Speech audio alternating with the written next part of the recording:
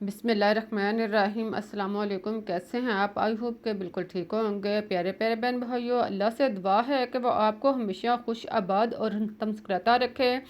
आज जो हम रेसिपीज बना रहे हैं वह आलू का बहुत ही मज़ेदार न्यू और क्रिस्पी कबाब है। उम्मीद है कि आपको ये न्यू कबाब रेसिपीज पसंद आएगी। तो आइए चलते हैं और मिलकर शुरू करते हैं अपनी आज की रेसिपीज। इसके लिए हमें चाहिए, सबसे पहले आप चूल्हा ऑन करें और इस पे पैन रखें। इसमें 1 से 2 चम्मच घी डालें और फिर आप इसमें अदरक 1 चम्मच कुटा हुआ शामिल करें। अगर आपके पास अदरक नहीं तो आप लहसुन भी डाल सकते हैं। लहसुन डालने के बाद इसे ब्राउन करें। फिर आप इसमें 1 चम्मच जीरा और 1 चम्मच साबुत धनिया खुश्क शामिल करें। इनको डालने के बाद आप इसको थोड़ा देर के लिए फ्राई करें। इसके बाद आप एक अदद प्याज कटा हुआ मीडियम साइज़ का इसमें शामिल करें और फिर आप इसे ब्राउन होने दें।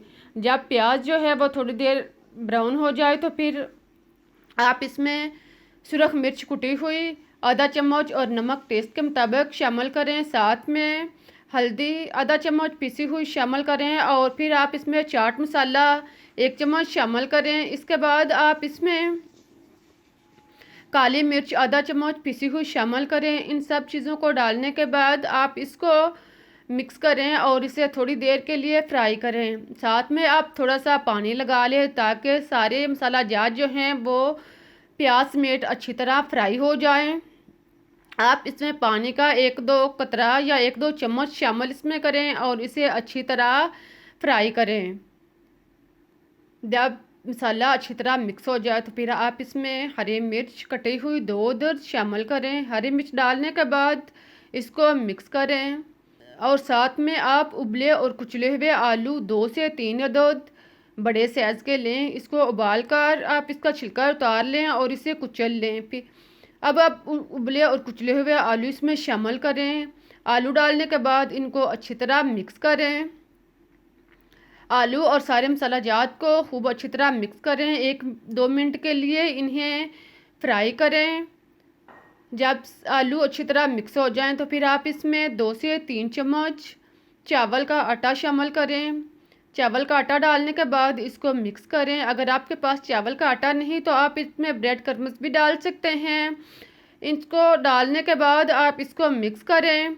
जब आटा अच्छी तरह मिक्स हो जाए इस दौरान चूल्हा जो है वो धीमा रखें और फिर आप हरा धनिया डालने के बाद चूल्हा बंद कर दें।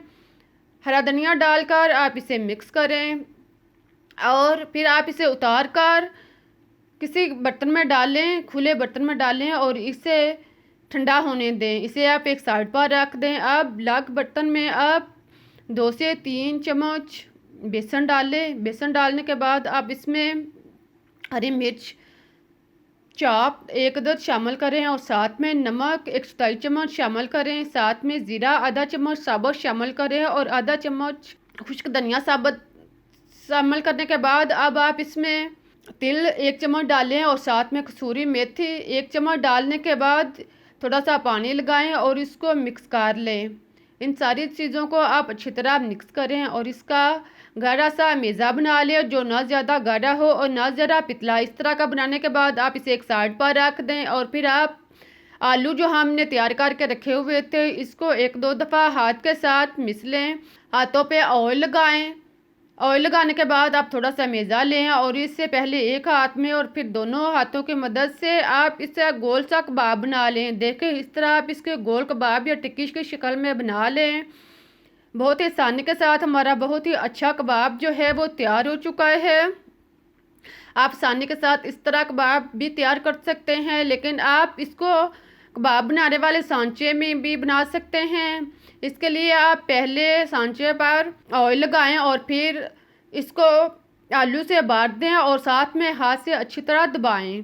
इसको अच्छी तरह दबाएं और किनारों से साफ कर लें। फिर आप इसे इसका स्टिक या सूत छोड़ दें। कबाब जो है वो ऊपर आ जाएगा। आप इसे उतार लें। देखें बहुत ही अच्छा कबाब जो है वो इस तरह आसानी से भी बन चुका है। आप जिस तरह चाहें आप आसानी के साथ कबाब जो है बना सकते हैं।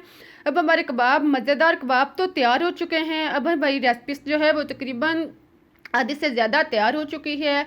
अब आप 1 अदद कबाब लें। कबाब को आप पहले बेसन के अंदर अच्छी तरह रोल करें। इसको बेसन अच्छी तरह रोल करने के बाद फिर आप इसे फ्राई करें। फ्राई करने के लिए ऑयल को अच्छी तरह गर्म करें और इसमें एक एक करके बर्तन के रिक्वायर के मुताबिक इसमें कबाब डालते जाएं। एक एक करके इसे पहले बेसन में रोल करें और फिर आप इसमें ऑयल में डालते जाएं। इस दौरान आप चूल्हा जो है वो दरमियाना रखें, मीडियम आंच पर आप इसे फ्राई करें। एक साइड से जब ब्राउन हो जाए तो इनकी साइड चेंज करें और दूसरी साइड से भी इनको अच्छी तरह ब्राउन करें। दोनों साइड से आप इनको ब्राउन करें और फिर दोबारा जब कबाब की साइड चेंज करें, 2 से 3 दफ़ा इनकी साइड चेंज करने के बाद जब कबाब जो है वो अच्छी तरह चारों साइड से ब्राउन हो जाए तो आप इन्हें निकाल लें। देखें कितना अच्छा कबाब जो है वो तैयार हो चुका है, देखने में ही कितना अच्छा लग रहा है। अब आप इसको टिश्यू पेपर पर या किसी भी जालीदार बर्तन पर रखें ताकि इनका ऑयल जो है वो अच्छी तरह रिमूव हो जाए। इसी तरह आप बाकी कबाब भी तैयार कर लें। अब हमारे कबाब जो हैं वो तैयार हो चुके हैं। बहुत ही मज़ेदार क्रिस्पी और क्रंची कबाब जो है वो तैयार हुआ है, बिल्कुल न्यू किस्म का कबाब। आप एक दफ़ा ये ज़रूर ट्राई करें। मैं आपको तोड़ कर दिखाती हूँ कि कबाब अंदर तक कितना क्रिस्पी तैयार हुआ है। आप इसको सुबह नाश्ते में ले सकते हैं, बच्चों के लंच बॉक्स में दे सकते हैं, आप सफ़र में इसे ले सकते हैं। बहुत ही टेस्टी रेसिपीज है। अगर आपको मेरी रेसिपीज अच्छी लगी है तो आप चैनल को सब्सक्राइब करें, रेसिपीज़ को लाइक करें और बेल का बटन भी प्रेस करें। फिर मिलते हैं एक नई रेसिपीज़ के साथ, तब तक के लिए अल्लाह हाफिज़।